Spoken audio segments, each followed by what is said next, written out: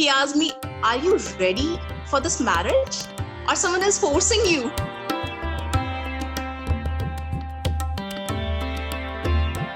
I met my husband through my father's friend, my uncle. I first saw him through video call. He was selling in Europe, and from there our story started. When we were 28, we got married. Girls in India have to get married before a certain age. That's a preset, probably a norm or a culture in India. So my parents wanted me to get married.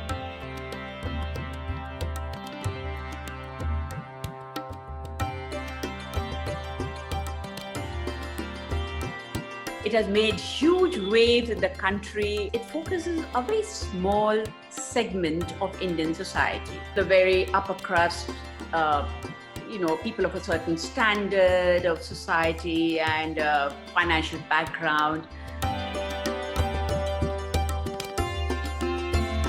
From the time before the 1990s, before India actually embraced a kind of an economic liberalization, and money came, I think, in a completely unexpected way into middle class pockets.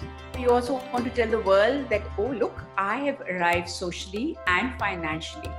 So all of these things came together to make the weddings as large as they had become.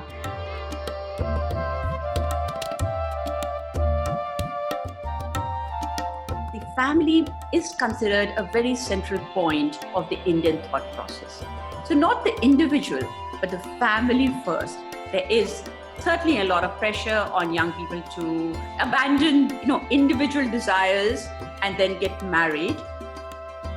It was my parents' interest. My marriage happened just because of their interest. I never thought that I'll be a person to go for arranged marriage. And destiny, it was completely destiny.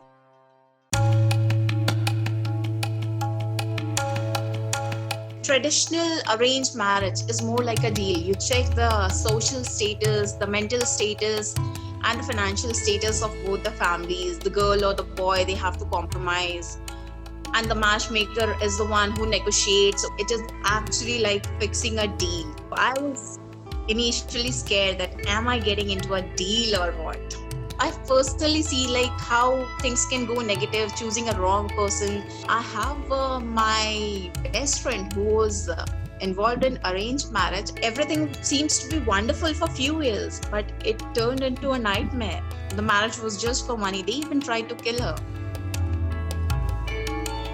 Really, I think the couple has more say when it comes to love marriage.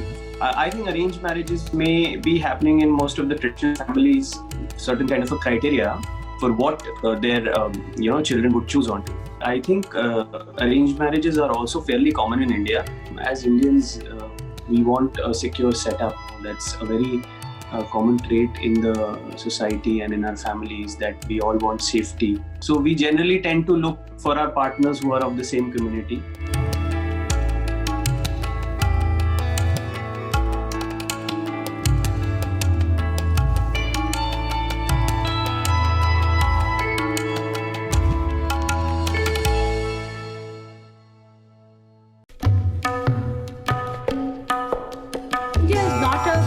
Society, there is massive stratification along the lines of caste, community, religion, Western exposure, education, height, fairness, yes. Too much of the individual is also not encouraged because in a way you have to adapt to your family.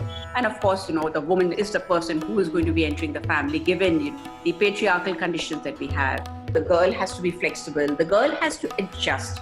And I think that is an injustice, both to the youth of the country, the many different voices which are coming up in this country.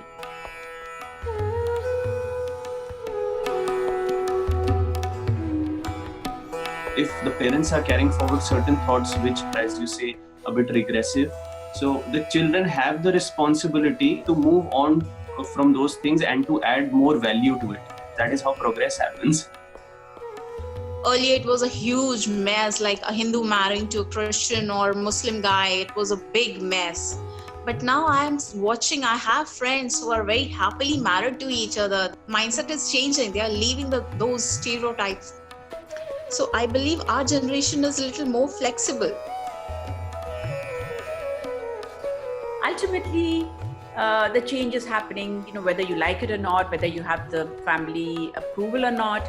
These dialogues which have hit social media in this unprecedented way are, I think, maybe the beginnings of continuing with the process of searching where we want to be as a society. What do women want? What do men want? What are the youth looking for? Love is something which you have to create, you generate it. And that is how thoughts open up, we widen our spectrum,